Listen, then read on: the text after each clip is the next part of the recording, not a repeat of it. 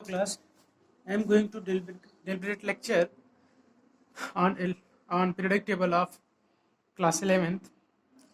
अच्छा, periodic table की ज़रूरत क्यों पड़ी? अगर आप लोग 10th में पढ़े होंगे कि पीरियडिक टेबल का ज़रूरत क्यों पड़ा, तो आपने पढ़ा होगा कि जब डिस्कवरी होने लगी एलिमेंट्स की, तो उनको रखने के लिए एक पर्टिकुलर जगह चाहिए, एक अरेंजमेंट चाहिए। मीन्स उनको कहाँ रखा जाए कि उनका नाम, उनका अरेंजमेंट, एटॉमिक वेट, सब कुछ वहाँ पे क्लासीफाई रहे। तो जैसे जैसे तत्व या एलिमेंट सर्च करते गए, उनको एक बेसिक पीरियडिक टेबल में रखा गया और उसी को क्या बोलते हैं? पीरियडिक टेबल बोलते हैं। ठीक है। तो अब उस पीरियडिक टेबल को ऐसे ही नहीं कि 1 साल 2 साल या 10 साल में बन गया, उसको बनने में लगभग 100 से 200 साल लग गए। तो अब उसी को पढ़ते हैं। तो उस पीरियडिक टेबल में किसका किसका ना योगदान रहा है, एक तरह से बोला जाए तो सबसे पहले कौन आया? लेवेजियर आए। लेवेजियर क्लासिफिकेशन सबसे पहले आए पीरियडिक टेबल के लिए, लेवेजियर क्लासिफिकेशन। ठीक है। तो जैसे एलिमेंट्स का डिस्कवरी वगैरह हो रहा था, एलिमेंट्स खोजे जा रहे थे नए नए, तो अब वो एलिमेंट्स थे। तो एलिमेंट्स में सबसे पहले जो बताए कि एक काम लेवेजियर ने किया कि मेटल कौन होगा, नॉन मेटल कौन। तो इन्होंने बताया, जो आज भी सही है, कि which can lose electrons called metal. ठीक है। और नॉन मेटल किसको बोले? विच कैन गेन इलेक्ट्रॉन, जो इलेक्ट्रॉन को एक्सेप्ट कर ले, इसको क्या बोलेंगे? Non metal. जैसे विच कैन लूज इलेक्ट्रॉन, जैसे सोडियम है, इसके लास्ट सेल में कितना, 1 इलेक्ट्रॉन होता है, इजिली क्या करेगा? 1 इलेक्ट्रॉन को डोनेट कर देगा। ठीक है। जैसे Mg है तो Mg+2 हो जाएगा, 2 इलेक्ट्रॉन क्या कर देगा? अपना डोनेट कर देगा किसी को।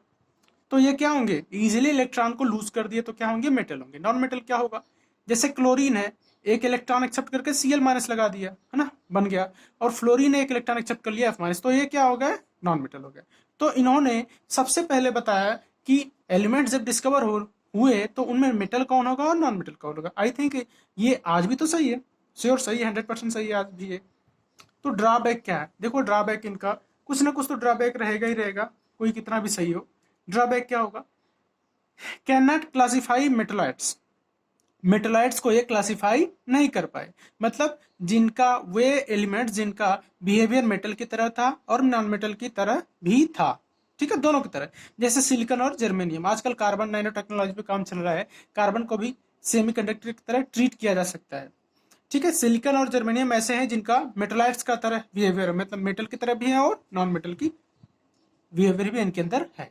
तो ये इनका ड्रॉबैक था कि ये मेटेलाइट्स को क्लासिफाई नहीं कर पाए। तो इसी श्रेणी में आगे चलते हैं। तो प्रोस्ट हाइपोथेसिस। तो देखो, प्रोस्ट का ये हाइपोथेसिस है। हाइपोथेसिस क्या है? कि all elements are made of hydrogen. तो जितने भी एलिमेंट आपके हैं वो किससे बने हैं? हाइड्रोजन से। क्या आज ये सच है? देखते हैं। तो इन्होंने बताया कि जब सब हाइड्रोजन से ही मिलके गया है, मिलके बना है, तो इनका एटॉमिक वेट होगा। तो इनका एटॉमिक वेट क्या होगा? ठीक है।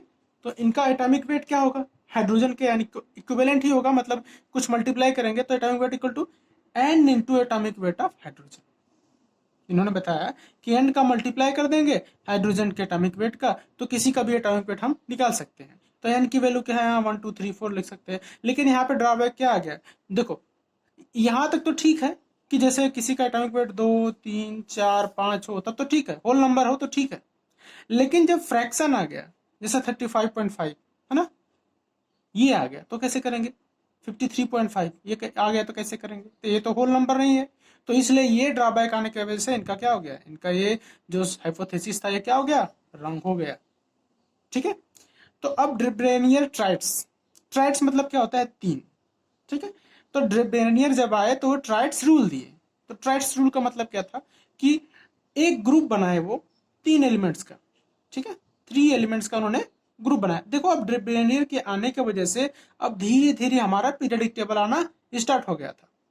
तो जो भी तत्व या 31 के आसपास, 33 के आसपास जो तत्व या एलिमेंट्स डिस्कवर हो गए थे, उनको एक श्रेणी में रख दिया ना, एक श्रेणी या एक अरेंजमेंट में रख दिया था, और उसने 3 3 का ग्रुपिंग कर दिया, 3 एलिमेंट्स का ग्रुपिंग कर दिया। जैसे ए बी सी को लिया, तो बी का जो एटॉमिक वेट होगा वो पहले और तीसरे के एटॉमिक वेट का हाफ होगा। या इसके अर्थमेटिक बी का एटॉमिक वेट ए के एटॉमिक वेट और सी के एटॉमिक वेट के अर्थमेटिक मीन के बराबर होगा। या अगर कोई W1 है, हाँ, W2 है, W3 है किसी के एटॉमिक वेट, तो W2 बराबर क्या होगा, W1 plus W3 upon 2। Simply यही है। तो de Broglie हो गए। जैसे कुछ एग्जांपल de Broglie का देख लेते हैं कि एटम ले लेते हैं एटॉमिक वेट, जैसे लिथियम, सोडियम और पोटेशियम। लिथियम का एटॉमिक वेट 7, सोडियम का 23, है ना। ऐसे पोटेशियम क्या होगा 39। तो जैसे हमें सोडियम का निकालना है, de Broglie लगाना है, तो Na का एटॉमिक वेट क्या होगा। अच्छा देखो, यही बोला ना कि पहले और तीसरे के एटॉमिक वेट ऐड करके इसको 2 से डिवाइड कर दो, या इसी का अर्थमेटिक मीन लिख लो पहले और तीसरे का, तो ये दूसरे के बीच वाले के बराबर हो जाएगा। देखो 46/2 23, तो ये बराबर हो गया। तो देखो इनका ड्रॉबैक भी कुछ था, उसको बताएंगे कि large number of elements can't be classify in triads. बहुत सारे लार्ज नंबर ऑफ एलिमेंट्स ऐसे हैं जो ट्राइड्स रूल को मानते नहीं है। अच्छा जैसे कुछ और भी देख लो, जैसे क्लोरीन, ब्रोमीन और आयोडीन ले लिया मैं, है ना। क्लोरीन, ब्रोमीन और आयोडीन ले लिया, तो देखो क्लोरीन का क्या होगा 35.5, बी आर का एटॉमिक वेट 80, आई का, आयोडीन का 127। अच्छा बी आर का एटॉमिक वेट जब निकालोगे तो ये इसको जोड़ोगे पहले और तीसरे को 2 से डिवाइड करोगे 81.5 आएगा। देखो 81.5 इक्विवेलेंट थोड़ा बहुत है, लेकिन फिर भी क्या है, मिसमैच तो है। ऐसे हम लोग एफ ले लिए, सीओ ले लिए, एनआई ले लिए, तो देखो एफ सीओ का क्या होगा 58.9, इनका जोड़ के 2 से डिवाइड करो, देखो ये आता है नहीं आता है, तो यहाँ पे ये फेल हो गए। तो आगे चलते हैं, कुछ लूथर मेयर। देखो आप लोगों ने मेंडलीफ का तो नाम सुना होगा कि मेंडलीफ जो पीरियोडिक टेबल देने का मेन काम किसका है, मतलब मेन जो काम था पीरियोडिक टेबल देने का वो किसका था, मेंडलीफ का ही ना।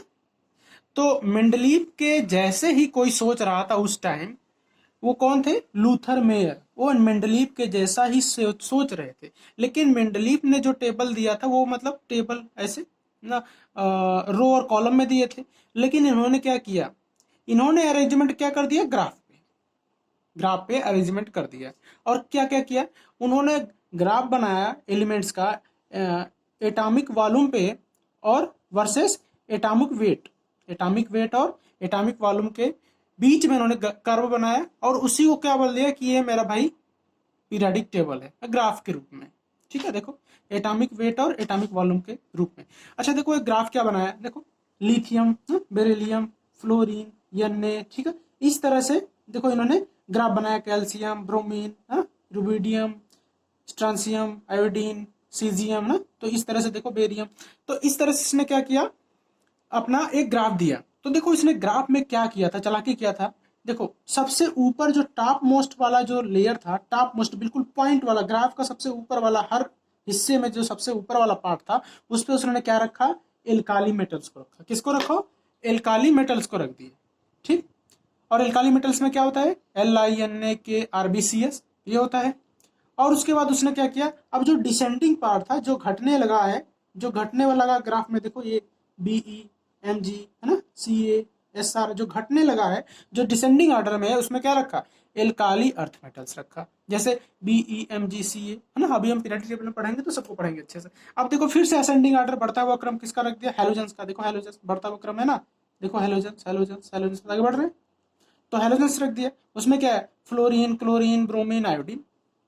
और उसने क्या किया, एक काम और किया, उसने मेटलॉइड्स को रखा, उसने मेटलॉइड्स एंड ट्रांजिशन एलिमेंट्स, जिसको क्या बोलते हैं, डी ब्लॉक एलिमेंट को और मेटलॉइड्स को उसने क्या किया, ग्राफ के सबसे बॉटम में रखा। तो चलो आगे पढ़ते हैं, आगे एक चीज और पढ़ते हैं हम, जिसको बोलते हैं आप लोग को पता होगा, आगे एक चीज और है, तो इसके बाद आते हैं न्यूलैंड्स लॉ। न्यूलैंड्स, ठीक है, कौन आया है, Newlands law of Octave. Newlands law of Octave. तो देखो न्यूलैंड्स आए, तो न्यूलैंड्स ने क्या बताया, देखो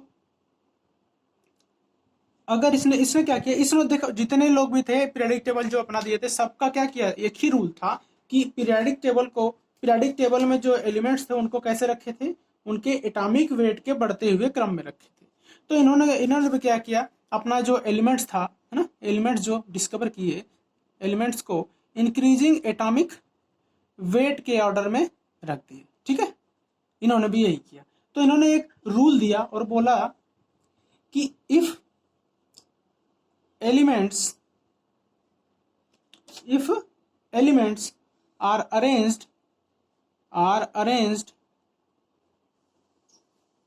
arranged in increasing order of atomic weight, then देखो, अब देन क्या होगा, अब इंक्रीजिंग ऑर्डर में रख दिए, कितने बहुत सारी चीजों को क्या किया इसने, इंक्रीजिंग ऑर्डर में रखा, एलिमेंट्स को इंक्रीजिंग ऑर्डर में रखा। तो क्या क्या हुआ इसके बाद, है इसको देखते हैं अभी। तो इंक्रीजिंग ऑर्डर में रखा तो क्या बोला इनको, जैसे कि then first and eighth element physical and chemical properties should be same। तो पहले और आठवां जो एलिमेंट होगा, अब इसने जो एटॉमिक वेट के बढ़ते हुए ऑर्डर में रखा है, उसमें पहला और जो आठवां एलिमेंट होगा उनका क्या होगा, जो एटॉमिक वेट, जो फिजिकल और केमिकल प्रॉपर्टीज होगा वो क्या होगा, सेम होगा। तो कौन बताया इसको न्यूलैंड्स ने बताया, जिसको न्यूलैंड्स ऑक्टेव रूल भी बोलते हैं। ठीक है, तो चलो देखते हैं आगे। अब देखो इसने रखा कुछ एलिमेंट्स 1 2 3 4 5 6 7, जैसे अभी 7 तक ही इसमें सर्च हुआ था। तो पहला, दूसरा एलिमेंट, तीसरा एलिमेंट, चौथा एलिमेंट, जैसे मैंने लिथियम रख दिया। ठीक है, लिथियम ना, बेरिलियम बी, है ना, बोरान, कार्बन, नाइट्रोजन, ऑक्सीजन, है ना, फ्लोरीन के बाद Na, है ना, मैग्नीशियम, एल्युमिनियम, सिलिकॉन, फास्फोरस, है ना, फास्फोरस हो गया, सिलिकॉन हो गया, क्लोरीन हो गया ना, कैल्शियम हो गया, अरे सॉरी पोटेशियम हो गया और कैल्शियम हो गया। अब देखो इसने क्या बोला कि पहले और आठवें एलिमेंट्स का जो फिजिकल और केमिकल प्रॉपर्टीज होगा वो शुड भी सेम होना चाहिए। ठीक है, तो देखो पहला देखो लिथियम, देखो ना, 1 2 3 4 5 6 7 और 8। तो पहले लिथियम और आठवें सोडियम का जो फिजिकल और केमिकल प्रॉपर्टीज होगा क्या होना चाहिए, सेम होना चाहिए। यही न्यूलैंड से बताया। जैसे बेरिलियम ले लिया मैं, 1 2 3 4 5 6 7 8, तो बेरिलियम में के लिए कौन होगा, मैग्नीशियम। तो बेरिलियम और मैग्नीशियम का फिजिकल और केमिकल प्रॉपर्टी सेम होगा लगभग। तो बोरान के लिए ऐसे क्या हो जाएगा, एल्युमिनियम। आज तक ये सही है, लेकिन देखो मैं कैल्शियम तक क्यों लिखा हूं, क्योंकि इनका जो रूल है, इनका जो न्यूलैंड्स लॉ ऑफ ऑक्टेव है, वो कैल्शियम तक ही क्या है, वैलिड है। तो इसको ध्यान रखना है। ठीक है, आज भी ये रूल ठीक है, लेकिन कहां तक, ओनली कैल्शियम तक।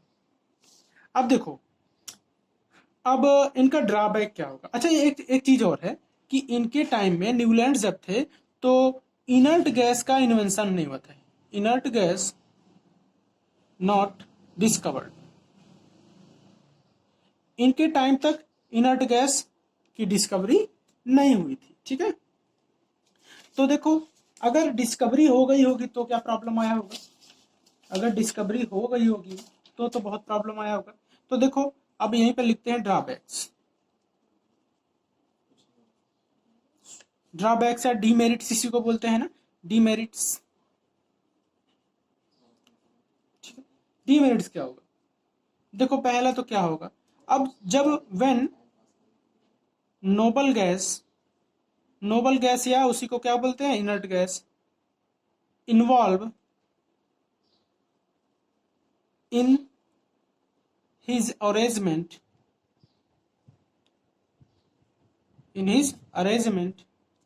देन हिज मॉडल और थियरी फेल्ड। तो क्या हो गया, इनका थियरी क्या हो गया, फेल हो गया। जैसे आप ये रख के देख लो, जैसे मैं रख दिया लिथियम ना, beryllium, boron, carbon, nitrogen, oxygen, fluorine, अब भैया क्या आ गया, नियॉन। लो अब ले लो भाई। सबसे बड़ी दिक्कत हो गई कि लिथियम क्या है, मेटल है, और नियॉन क्या है, देखो 1 2 3 4 5 6 7 8, पहले और 8वें का फिजिकल और केमिकल प्रॉपर्टी सेम होना चाहिए, है क्या सेम। ये तो भाई आपका अर्थ मेटल हो गया, टोटली मेटल हो गया। ये तो आपकी गैस पहले तो हो गई, और दूसरे क्या है, इनर्ट, इनर्ट गैस, इसको क्या बोलते हैं, नोबल गैस। तो पूरा का पूरा इनका मॉडल ही चेंज हो गया, तो यहाँ पे आके ये फेल हो गए। समझ में आया। दूसरी चीज, सबसे बड़ी गलती ये, दूसरी चीज, only valid for lighter elements.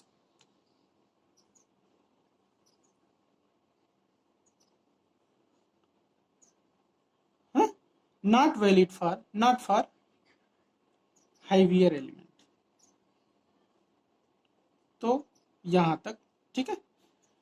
तो only valid for lighter elements तक देखो, जैसे कैल्शियम तक सही था, लेकिन उसके बाद तो बिल्कुल ही गलत हो गया। लेकिन सबसे बड़ी गलती क्या है, जब इनर्ट गैस आया तो लिथियम और नियॉन का तो फिजिकल केमिकल प्रॉपर्टीज बिल्कुल ही अलग है। ठीक है।